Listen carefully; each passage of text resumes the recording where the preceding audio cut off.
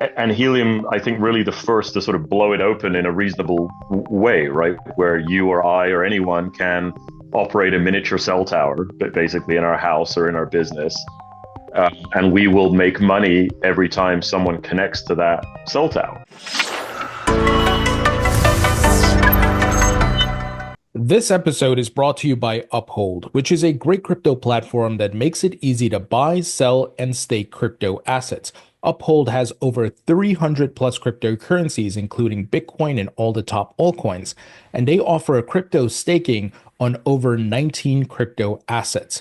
I've been a user of the platform for many years. They are safe and reliable. They don't commingle or lend out your crypto funds, and they are 100% reserve. You can review their transparency report. Uphold also offers an amazing rewards program where you can earn up to 5.25% on stablecoins. This rewards program also allows you to get 24-hour early access to new tokens that they list. And to participate, you just simply have to open the app once per month, deposit $50 once per month, and trade $50 once per month. And the stablecoins that they support includes Ripple's RLUSD. You can earn up to 5% on that stablecoin and 5.25% on USBC. So if you'd like to learn more about Uphold and all the great services they offer, visit the link in the description. Hi, everyone. Welcome into the Thinking Crypto podcast. I'm your host, Tony Edward, and joining me today is Amir Haleem, who's the founder of the Helium Network and the CEO of Helium Mobile. Amir, it is great to have you on. Thanks for having me, Tony. Good to be here. Amir, as I mentioned before the recording, I'm excited to speak with you because I followed Helium over the years. The folks at Pantera Capital spoke highly of Helium, and I just noticed your big partnership with AT&T. So I have lots of questions for you, and what's happening in the DePin space as well. But let's kick it off with your background. Where are you from, and what's your professional background? Goodness. So I grew up in the UK. I was actually born in Scotland, of all places, and I grew up in England, just outside London. My professional background really mostly in the video game space. Like my very first job was a video game tester as an intern in high school. By the way, that's a thankless task. By the way, I'm sure video game tester sounds like a fun job and you just get to play games all day, but it is brutal. You just got this like sheet of like, here's 800 known bugs, like recreate them. And some of them involve like you got to play like 4 hours into the game or something just to get to the bug. So that's actually a much harder job than I thought. And then I was a software engineer, worked in design, game design rather than graphic design. Worked on stuff like Battlefield 1942. Hmm. I used to also play video games professionally. Was another thing in my past life. So I was a Quake and Quake 3 and Unreal Tournament champion, and that was cool. I mean, I met a lot of like really good people and a lot of interesting companies and sponsors in the space. And this was a long time ago. This is sort of late 90s before video gaming was really, or pro gaming was really a thing. But that's kind of strangely, that's how I ended up in Helium, is that I met Sean Fanning, who was the co-founder of Napster, in that video game journey. Like he was a big Quake player and a big World of Warcraft player. Our paths crossed and we ended up staying in touch and ended up founding Helium together many years later. So it all works out in the end, but the path was definitely windy and strange in hindsight. So on that note, you're well aware that in Web3, there's a big sector with GameFi. Have you gotten the itch to say, you know what, maybe I'll jump sectors, go from DePin to GameFi? Not yet. I've kept a close eye on it. I'm an angel investor in this company called Shaga, that I think is potentially doing some really interesting things in the gaming universe on Solana. I've kept track of it. My skepticism around gaming on in the Web3 world has always been that, having worked for and like knowing these companies really well, like EA, there is no way they're going to give up ownership of their IP that way. Like they're going to like try and build their own layer one or layer two or something. It would be I shouldn't say with such certainty. My expectation would be that like that's what they would want to do rather than building on Solana or base or whatever. And so that's where my skepticism kind of creeps in, is that like all of the value really lives in the game itself. So if you thought about World of Warcraft trading items and gold and stuff like that, and I can't see those guys being interested in like moving any part of that value chain away from them. Hmm. Um, but we'll see. I mean, I think there's been a lot of hatred, I think, in the gaming space towards crypto, and that primarily comes from the old days of GPU shortages. Gamers couldn't get hold of GPUs at reasonable prices because everyone was trying to buy them to mine Ethereum or, whatever they were doing. And I think that created a lot of conflict between the two universes. But we'll see. I hope it's something that takes off, because to me, it's something that makes logical sense. And having spent a lot of time in that world, I can totally see how they would cross over. But today, I haven't thought about it. I've just been focused on Helium, and most of the stuff I spent time on is in the DePin universe rather than gaming. Oh, for sure. So, do you think with the gaming aspect, it just needs to be the bridge where these virtual assets can be used in the real world, where they're interoperable? And to your point, EA and these folks, they create maybe their own blockchain, but it is maybe a public blockchain, or they build layer two on a public blockchain. What do you think might be the bridge for that? I'm honestly not sure yet. So like I think what's interesting about it is it all formed, I think, very organically, especially in World of Warcraft, which is probably really where this all started. I shouldn't say it started, but that's where it really got popular. Yeah. The idea of like trading items and people paying for items, like that felt like somewhere between EverQuest and World of Warcraft is like where that concept became real.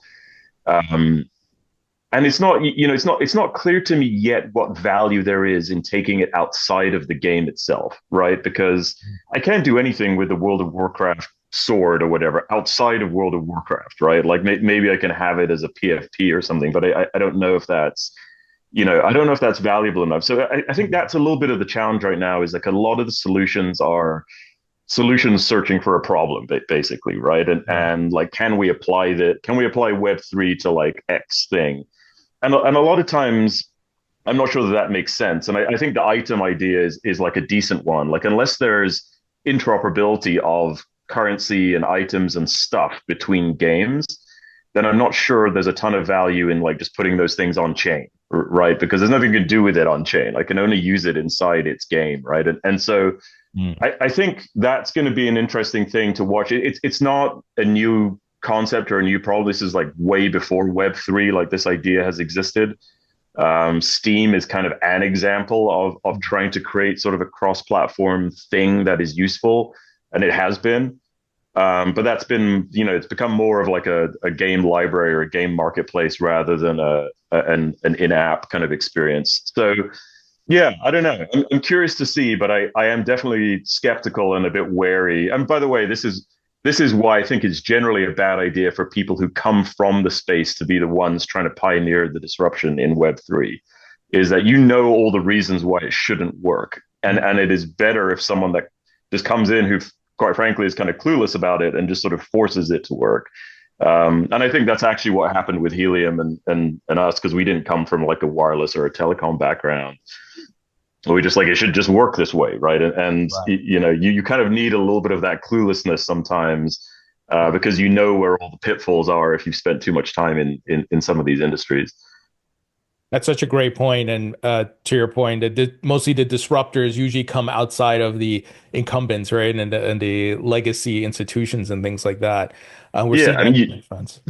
yeah, I mean, you couldn't have imagined Uber being started by like a taxi cab Yeah. exec, right? Or Airbnb being started by like someone from the Hilton family, right? It is they can't think that way, and it's because they've spent so much time in like the regulation and the all the stuff that comes with that world. And so as much as I know about gaming, which is a little bit old now, I think I would also be totally the wrong person to like try and approach that problem, just because I know so much about it, and I think that generally can work against you. Oh, absolutely.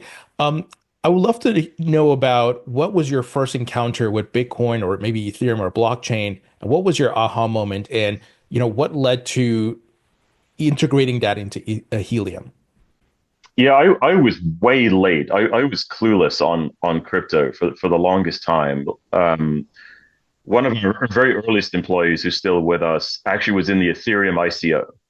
Hmm. And he was like, you should get in on this ICO. I was like, ah, it just sounds like nonsense. You know, it was like 35 cents at the time per ETH. Right. So in hindsight, I was an idiot. Maybe in foresight, I'm an idiot as well. But it took me a very long time to understand why it was interesting at all, right? And you know, we used to joke in the early days with that particular employee about maybe we should put Bitcoin ASICs inside, you know, hotspots. And this is before Wow. Helium was even a Web3 crypto thing at all. We were just trying to think of ways to incentivize people to like go deploy these, you know, what ended up being called the hotspot. But we were trying to create any incentive we could think of for that to happen. Hmm. And it really wasn't, honestly, and I think I've said this on other podcasts and stuff. It wasn't really until Filecoin that I really was like, okay, this actually really is kind of cool, right? Because you sort of devise the system. In Filecoin's case, like they're trying to prove that you were storing that you were making file storage available, or that you were storing files. And it was the first time that I had seen like a credible, let's say a credible team, right? Like they had already been doing that kind of work for a very long time. Proposed something that I thought made sense and sort of used the thing that the network needed as the work, right? So rather than like hashing or, you know, using GPUs or whatever, you were making file storage available, right? And it's a file storage network, right? And that was the first time that I had seen that. There were other file storage networks before Filecoin, like SIA or SIA, and Storage and others that I have great respect for, but their work was still hashing, Right. and that was like orthogonal to the problem, right? And it was just sort of a way to like, you know, cause there to be some work in order for rewards to exist. So Filecoin was the first time I was like, okay, that's really clever. And then we slash I started to like go down this rabbit hole of like, okay, well, what if we could revisit the concept of like using that as an incentive to like go build wireless networks, right? Like how could we cause the network to exist, which is, I think, the genius of Bitcoin and Filecoin and others, is that they have invented the bootstrapping system, basically, right? Where the earliest participants in the network, the miners, earn something, right? Even though the network isn't being used and is new, and you know, like you have to solve that chicken egg problem somewhere. And that was what I thought was genius about it. And obviously, we borrowed slash copied heavily from everything that had come before us when we were designing Helium, and I think ended up being, I think, very successful as a way to like bootstrap wireless networks. Fascinating. And I'm curious what you think about this. You know, you mentioned your time at Napster and the concept of file sharing and computers distributed globally that are seeding certain files. And then blockchain is almost the same concept, but just the verification and the cryptography aspect to it. Do you see the similarities there? Is this an evolution of file sharing? Yeah, I think so. So just to be clear, I was never at Napster. My Oh, co-founder Sean was oh, that's the founder of. So I'm not that well versed in that universe, but it feels the same, right? Like it is a user created distribution system, basically, right? Like you don't have to go to Tower Records or HMV if you're British or whatever. Like you now have this sort of, at the time, highly illegal version of a you know, file sharing network. But I think what it proved was that, like, that's actually what people wanted, right? Like they want to be able to like, you seem too young, but if you remember at the time, the only way to like get a single song was to like buy the whole album, yeah. right? And like that was like honestly the biggest shift with Napster was like, I just want that one song. And I would even pay for it, but there's no way for me to pay for it. So I'm just going to steal it. But basically was the way that worked. And I think that led to what ultimately was iTunes and everything else, because that was the unlock, was like, I just want that song, right? And it should be easy for me to acquire it. Um, and Web3 stuff is I think a little bit like that. It is all um, you know, it's all user created and all sort of lives in this public domain. And I think that is such a radical change from what had happened in the past. And things like Napster and BitTorrent after it, and everything that sort of came that way. I thought sort of I don't know, almost prepared the public for like what that feels like. You know, like to have these sort of publicly distributed networks, and I love that part. I think it's fascinating. Oh, for sure. Take us back to the genesis of Helium. How did this idea come about? What was the mission, and how has that mission evolved over the years? Helium started as not a crypto company, so we started the company in 2013. And the thing that we were trying to solve for was like there should be a big wireless network for low power connected things. So sensors, basically, right? Like we had friends that were building hardware startups that like sensor companies, basically. Hmm. And they had no way of like getting their devices connected to the internet. Like you either had to use Bluetooth, but in a lot of cases that wouldn't work just because of what they were trying to build. Like there wouldn't be any phones nearby. Um, Wi-Fi had the problem of like, hey, well, how do you authenticate to all these different wireless networks, and like, how do I make it seamless? Cellular was really, really expensive at the time, and very, very power intensive. And so that was sort of the genesis thought was like, okay, well, why there's supposed to be this like blow up of Internet of Things, IoT stuff, but there doesn't seem to be a network that would actually support those devices. And so that was our sort of original thought. And because we had friends working in that universe, we sort of understood the problem at some level, and thought we actually had our first set of customers in those friends. It took a long time though. Like we had not solved in any way the how do you build a wireless network part. Like we had built the technology, like so we had built an interesting low power wireless protocol, but the problem remained of like, oh well, how do I build a big wireless network, or like how do I get thousands or hundreds of thousands or millions of these things deployed? And it wasn't really until we started dabbling in crypto like years later that we even thought about finding a solution to, or found a reasonable solution to that problem.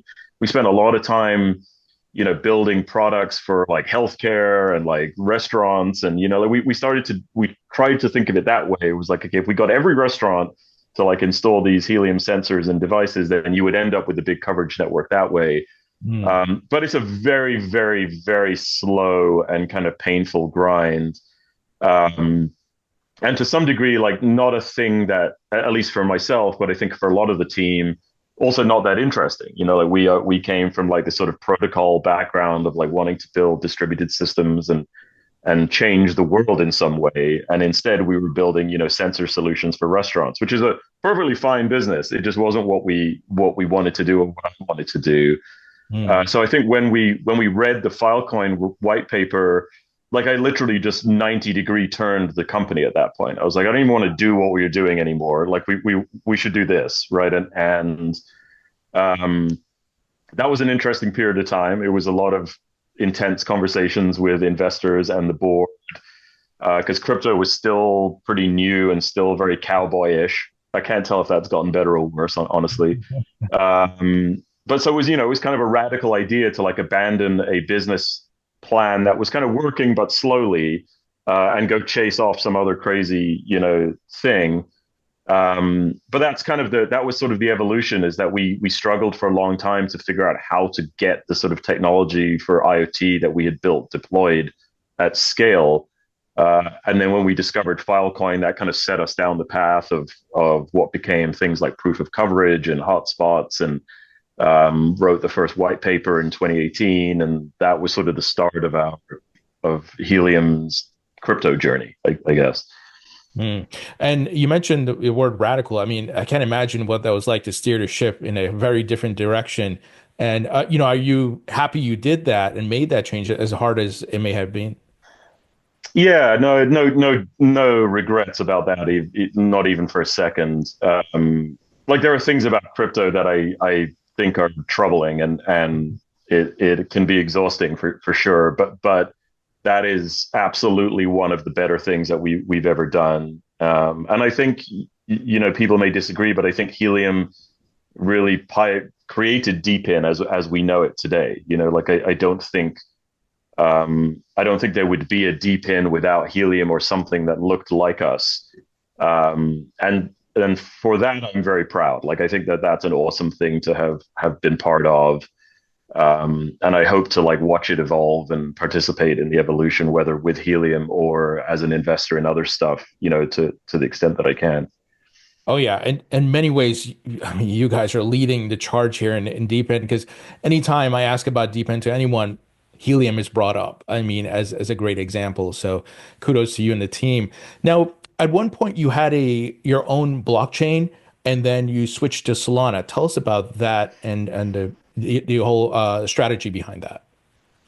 When we started building, it was probably 2017 that we started like building stuff. We hadn't really finished the first version of a white paper, but we knew roughly what we were trying to do. Like we were trying to invent a way to incentivize people to deploy these, like we call them hotspots. So they're sort of like wireless access points.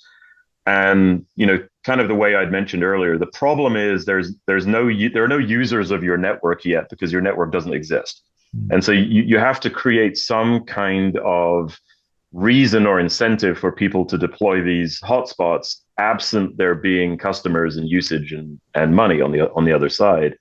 And that was, I think, really Bitcoin's greatest invention with this concept of mining, right? Right, was like, I'm going to do some work and I'm going to get rewarded in tokens, coins, like currency or whatever for doing that work, regardless of whether there's actually any users of the network or not, right? Like in the early days of Bitcoin, you're just mining empty blocks for the most part, right? Like there aren't transactions, there aren't substantial transaction fees.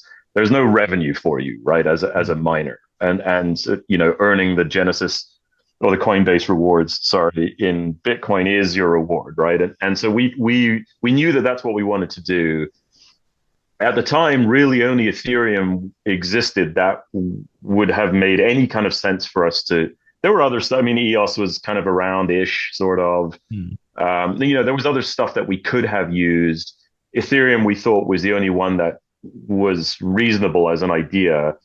But I think, we would have had to have built what is now thought of as an L2, basically, right? We would have had to have built an entire blockchain, basically, on top of Ethereum in order to be able to do what we want, just because we have so many transactions and like so much stuff going on, it would be too expensive. And in hindsight, maybe an L2 would have been the right thing to do. I don't know, but what was clear was that we needed to build something because doing it on Ethereum directly was not going to work. And so that's where our team at the time had a pretty deep background in building distributed systems. Like a bunch of the guys on the team had worked on the back end for Apple's iMessage, for example, which is like a gigantic like distributed systems problem.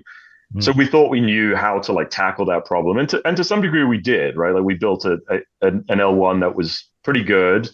It was sort of unique in that it didn't have validators. Like all of the blockchain ran on these little hotspots, Hmm.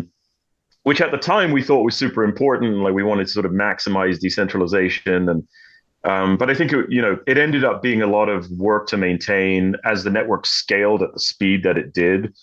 It became ever harder and perhaps impossible to like keep running the blockchain on these like miniature little devices that were like Raspberry Pis. Um, which again, I'm amazed that we got that to work at all, but it just became like an impossible burden and it started to make it harder to scale in terms of users because it became so much harder for the network to work and there were outages all the time and there were problems and people had to open their firewalls for peer-to-peer connection. It became complicated to be an operator of a hotspot, which was the opposite of what we wanted, right? We wanted to make it as simple as possible. So we had known the Solana guys for a very long time. Our CTO had worked with Anatoly back in the Qualcomm days. Anatoly, the founder of Solana, or one of the founders.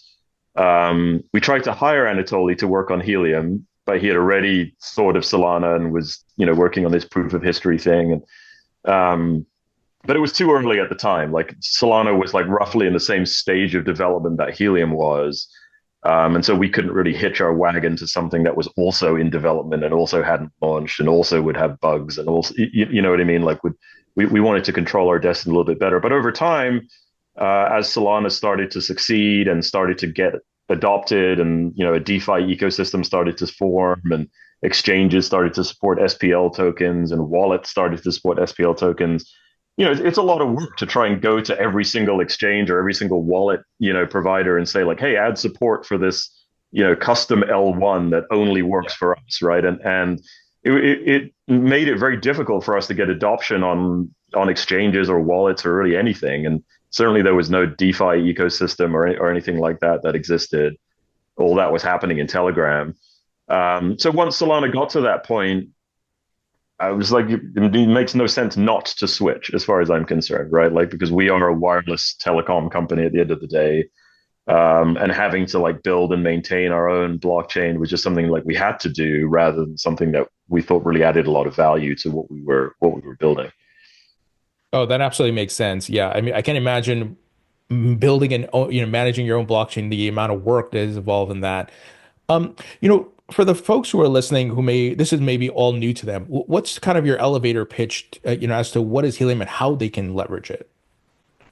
I mean, Helium is I think the world's first user-owned telco, basically, is the way I would think about it, right? Like if you wanted to participate in the telecom world in any way. Like if you wanted to own a cell tower, basically, right? And you thought that that would be an interesting way of making money, Helium is like a way to like go and do that, right? Like it's an industry that historically has been gate kept by money, regulation, um, and Helium, I think, really the first to sort of blow it open in a reasonable way, right? Where you or I or anyone can operate a miniature cell tower, but basically in our house or in our business, and we will make money every time someone connects to that cell tower, right? And like so, anytime someone is nearby watching Netflix or whatever they're doing, you are getting paid every time the user is doing that, right? And that at the highest level is what Helium is all about. We've done these deals, as you've seen, with T-Mobile, AT&T, Telefonica. There are others that we haven't announced yet, and they are effectively a way for example, AT&T subscribers to automatically use Helium, right? So if you're an AT&T user, there's no affirmative action that you have to take. You don't have to find the Helium network and join it. You don't have to do anything. Your phone will authenticate with Helium using its SIM card and automatically join and automatically connect and start sending data through the Helium network whenever it's available, because it's cheaper, right? It's cheaper for AT&T to do it that way. We can create coverage in places where AT&T can't really reasonably go and do it, right? Like they're not going to go and deploy a small cell or a cell tower or something in a Starbucks, Right. right? And so so that's where Helium sort of fits. Like over time, what we see now is almost 90% of cell phone traffic, at least in the United States, is happening indoors, right? Mm. And so it's less about building like cell tower infrastructure outdoors, which is still a very expensive and very difficult business to participate in, but much more about capturing people that are indoors that may not have good service already, or need cheaper options, or like whatever it may be. But it's mostly a coverage game indoors, right? Like there are plenty of places that I'm sure you go to and that I go to that have poor cell service inside, right? And this Helium is a great way of solving that problem, and also allows for the operator to make money at the same time, whether that's the business owner or someone independent. We also run Helium Mobile, which is a cell phone service that uses Helium. It uses both Helium and T-Mobile. So you could think of Helium Mobile as equivalent to, Mint Mobile or Boost, or like, any of those sort of prepaid cell phone plans that you can buy, Mhm. except for the fact that firstly, there's a plan which is completely free. And Wow. secondly, uses a combination of Helium and T-Mobile to provide the network coverage rather than something like Mint, which would only use T-Mobile's network and sort of be stuck with their pricing. So that's, Helium sort of has two ends, the network building side, and then the Helium Mobile, the subscriber service on the other side. How are you able to offer free service? Yeah, I mean, that was one of the interesting, I think, revelations for us. I mean, at first, when we launched Helium Mobile, we made it very crypto centric, right? We as part of using the service, you would earn crypto, for example, in the background.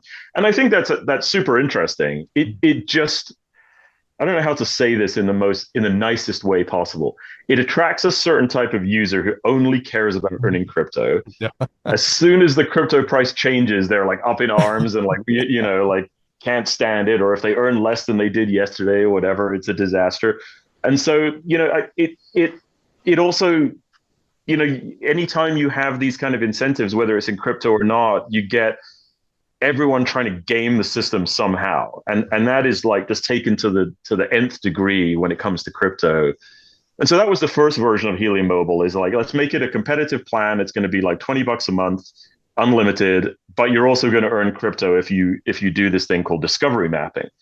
And what discovery mapping is as part of the Helium Mobile app on your phone, every time you sort of are wandering around about your day, you're sort of reporting back to us or to the Helium network what the cell service looks like in the area that you're in. Mm. And we can use that data to say, like, okay, there's dead spots here, right?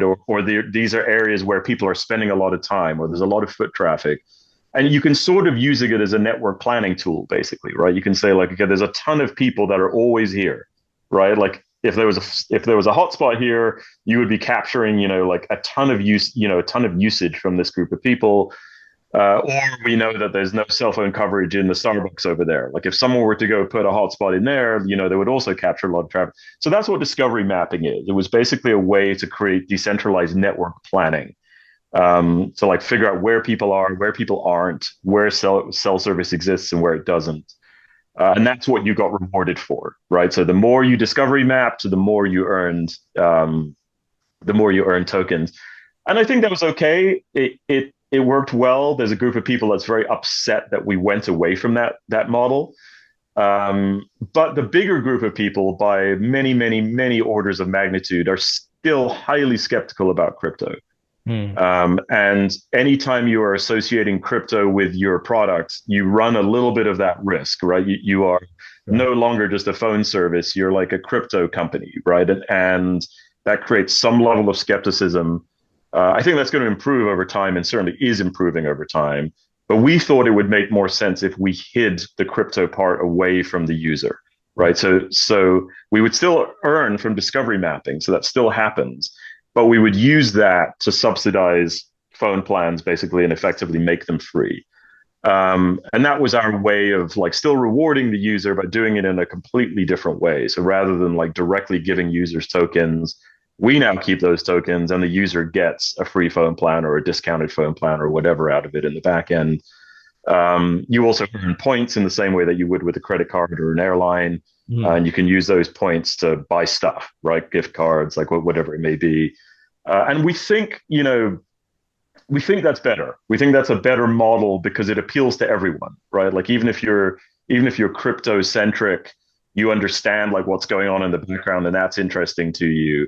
If you're not crypto centric, like you don't care about crypto or you don't know about it or you think it's a scam or whatever, you still don't care because you get a free cell phone plan out of it, right? And so I think that is, at least to me, I'm obviously biased, but I think that is the sort of future of like how you should apply crypto to consumer businesses, is that you make them sort of crypto enabled rather than crypto facing to some extent. And I think that's been wildly successful for us so far. Helium Mobile is growing at an incredible rate. We're adding 2,000 or 3,000 subscribers a day right now, which in some universe doesn't sound like a lot until you think about the fact that like AT&T loses 50,000 prepaid subscribers every quarter or whatever, right? And so we are growing very, very quickly relative to the rest of the market.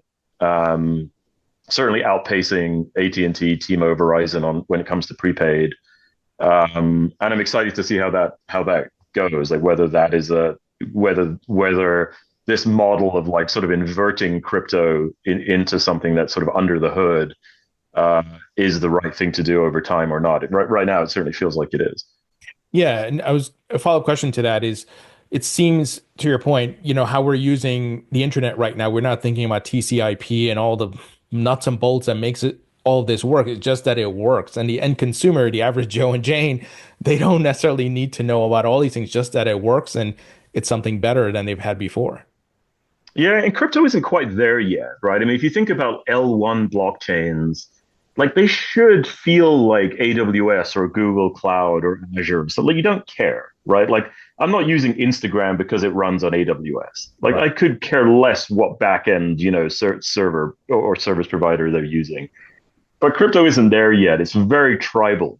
Mm. And obviously that comes due to the financial incentive, right? Like I own tokens in Solana or whatever, right? So I want that to succeed more than I want Ethereum to succeed. Um, and I think that part is, when Helium was proposing to migrate away from our L1, you really got to see that tribal thing come out. It didn't matter whether or not it made any sense or not. People just wanted you to migrate to like whatever L1 blockchain, like they were a token they were a token slash bag holder of. And there was no logic applied to it whatsoever. It's just like I own this, and therefore you should move to that, or you're otherwise you're a scam. But basically, was where. So crypto still has a way to go, I think, until what you said is true. But I think that's where it should go, right? Like Solana should just be like the better option that you use to deploy Web3 apps, but not really the selling point. Or, like it. And someone had this very good mock, sort of troll image of like what Netflix would look like in Web3, and it would be like streaming videos on Solana or something like that. And no one really cares about that. No one's watching Netflix because they run their own data center or they have clever CDNs or whatever. It's just you want millions of titles like at the press of a button, and that's what you're getting, right? And so there's a ways to go before that's true. I think the financial incentives make it more complicated to get to the place that you're describing and the thing that Helium Mobile is doing. But the thing I love about it is that we are sort of very much outside of crypto. I mean, Helium Mobile might be a $50-100 million business this year, and it is sort of separate in a way from crypto, but not. Like it only exists because of the crypto power behind it, but the end user doesn't really see or feel that in any way. Oh, for sure. Now, earlier we were talking about the gaming industry and the gatekeepers and the incumbents not wanting to be disrupted. So were you able to get partnerships with T-Mobile and AT&T, huge incumbents? I think these companies are smarter than they were in the past, right? Like they see this as I for what it's worth, I would still be surprised if any of these companies thought of Helium or anyone else in the DePin space in a very, very serious way. Mm, I think it's all very interesting to them, and we are providing some value to them that is growing over time. But it's still very much, I think, an experiment for those guys.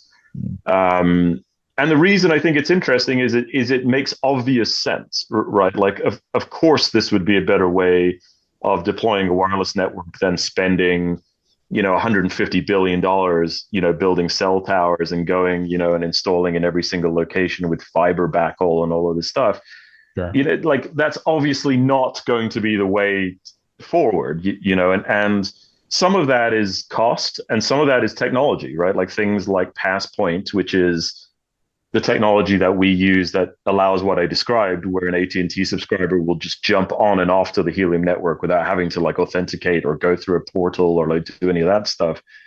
You know, Passpoint is a pretty old technology. It's at least a decade old, but it's only recently started to become widely adopted.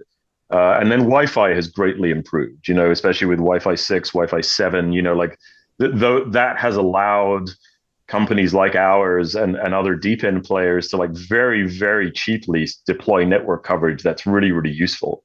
Like a Wi-Fi access point or a hotspot of ours can support hundreds or thousands of simultaneous users, but the device itself might only cost a couple $100, right? And so it's a completely different paradigm than what the telco industry has been used to. And so I think they're curious about that, and it's interesting. And I have to imagine there's part of everyone who looks at this and says, what if this is Uber to taxi cabs, right? Like, what if that's what's about to happen? And it's what should happen. And I think those that are early on it and paying attention to it at least have that curiosity in their mind that like, okay, this could be how telco networks get deployed in the future going forward. And the way we've been doing it in the past is all wrong, which is a huge win for them, right? Because populations are still expanding, they're still moving. Sure. So it's not like you built your wireless network and now you're done. Like it's a constant job, right? Like you're constantly having to build more coverage and more capacity, and that's expensive. As is maintaining your existing network. And so I think everyone is interested in different models and different ways to build network coverage that their customers can use. And Starlink is probably the best example of that, right? Where Starlink should over time render outdoor cell towers like completely obsolete over time. Like why would you do that? And so I think there's a lot of interesting stuff happening, and it's a super exciting time to be involved in that industry. You mentioned we were talking some of these analogies and Netflix and Blockbuster. So let's say AT&T or T-Mobile are like, you know what? We see this as the Netflix, right? And the direction things are heading in, and we want to acquire Helium. Would you sell to them? I don't know. I mean, certainly some of those conversations have come up. I don't know. I mean, just personally, like I don't know what I would even do in that situation. Like I couldn't imagine myself working for AT&T. Um, so that would be that would be a challenge. Um, I think the best way I think I could answer that question is that one of the things I hope for crypto to do the best of all is change capital markets, right? So that you don't need to be acquired, you don't need to IPO, you don't, their liquidity exists in this public universe that is accessible to everyone. Mhm. And it's been really, really cool to see the SEC starting to focus and talk about tokenizing equity, for example. It's a thing I'm super interested in because we have a sort of unique business where there's a crypto part of it, but there's also a sort of off-chain part of it, which generates a lot of revenue. And is there a way to sort of merge those two things together so that token holders can participate in the equity side of the business somehow? Which typically is impossible, right? Like you have to either IPO or you have to be an accredited investor that gets into these deals somehow, and it's not ideal.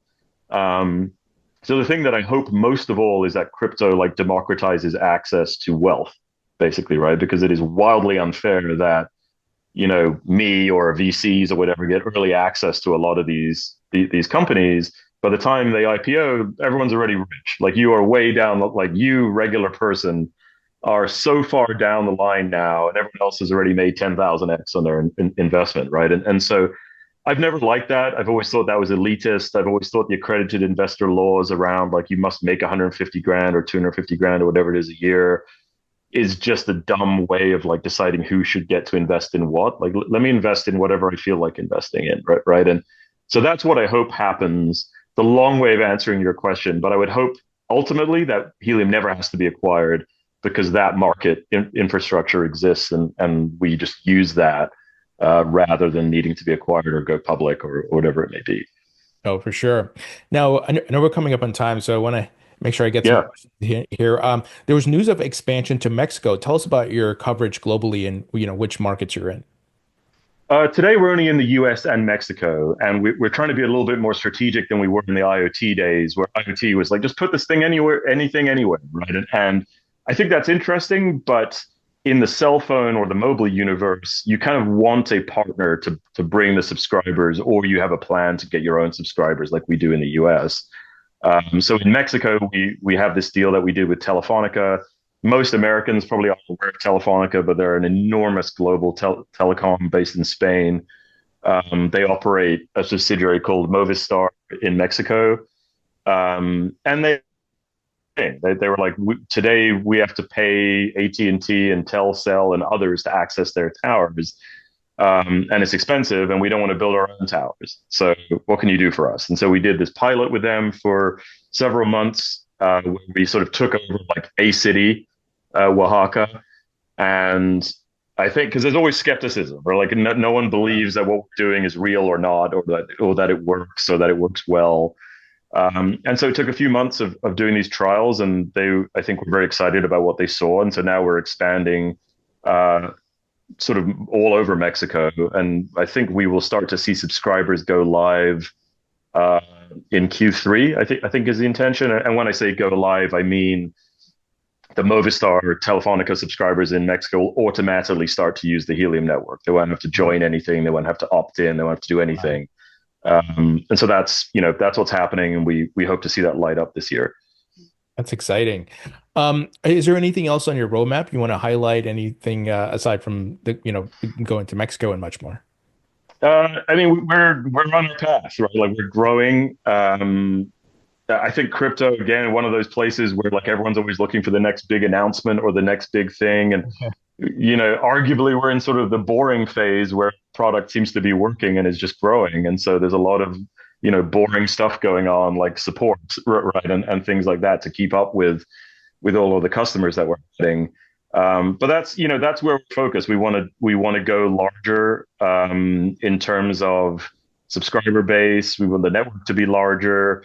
We want to work with more vendors in these ecosystems, whether that's Wi-Fi access point vendors or other telecoms like AT&T. We're spending a lot of time on that sort of business development work. And we got a lot of stuff going on the token side that we've been spending time thinking about, like the tokenizing equity thing that we're describing. I really want to find a way to sort of blend those two ideas together, where you don't have HNT and you don't have Helium Mobile equity as two separate things, that they are sort of congruent and a singular thing is a thing that I really want to spend some time on, that I don't think we could have done in the prior SEC administration that we can do now. So that's kind of where we're going, is that we're just trying to grow more and more and more. I don't have a crazy announcement for you about like launching satellites or anything like that. We're just getting bigger and bigger. You'll start to see on May 19th, we are sort of taking over New York. So you'll see subway cars covered in Helium Mobile, and you'll see billboards and stuff everywhere. So really trying to push pretty hard on customer acquisition and sort of growing Helium Mobile as one of the largest telcos in the country. Amazing. So I'm close to New York, so I'll definitely be looking out for those ads and things along those lines. You mentioned the SEC and the change in the regime, with the government much more pro crypto. And I feel like entrepreneurs and innovators are breathing a sigh of relief and they can focus on building and doing their thing. How are you feeling about this change? And are you optimistic, Congress can get legislation through this year? Overall, feeling very good about the changes in the SEC. Like it's great to have Hester Pierce running the crypto task force. For those that don't know, everyone used to call her Crypto Mama. Yeah. She is like she is the most pro crypto person at the SEC and has been for a long time. Very, very smart. I've met with her before. I think she's awesome. So I'm very optimistic about where that's going to go. Certainly less optimistic about what happens in Congress. Like it still seems to be very politically motivated. No one's making decisions because they're good decisions. They're just making decisions because they may make someone look good or bad. But I'm still optimistic there in general. Like I think, I want to see like the stablecoin legislation get through, for example, and anything that makes it easier for crypto to be also more legitimized, but also more accessible. I think is very important, and I'm really hopeful that we move out of the sort of crime era a little bit. It's still a very sort of pump and dump driven universe, and I think that's just tough for retail guys, right? Like we live in this world and we sort of understand what to avoid and not avoid, but I think newcomers coming from the outside, everything looks like Doge to them. Yeah. I might make $100 million on this thing, right? And I think a lot of money gets lost that way. So I hope the SEC still stays very focused on fraud, on bad actors, because they really genuinely like ruin it for everyone that's working hard to try and do real things. And there's a lot of us in the industry working hard to do real things. So I'm optimistic for that. I'm looking forward to it. Yeah. Great point. Great point. Wrap up questions here for you. First, if you could create your own metaverse, what would the theme be?